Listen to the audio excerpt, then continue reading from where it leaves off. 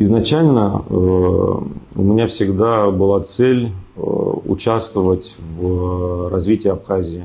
Я учился в институте, окончил направление государственного муниципального управления, получил знания, опыт и хотел бы применить свой опыт в Абхазии. Я считаю, что Абхазия станет таким местом в недалеком будущем, где будут собираться лидеры разных стран, обсуждать важные вопросы, экономику, будут проводиться форумы экономические. Наше поколение молодое поступает в вузы различных стран, проявляет себя, показывает.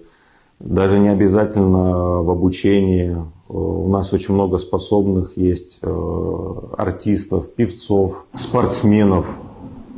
И всегда мы слышим хорошее мнение.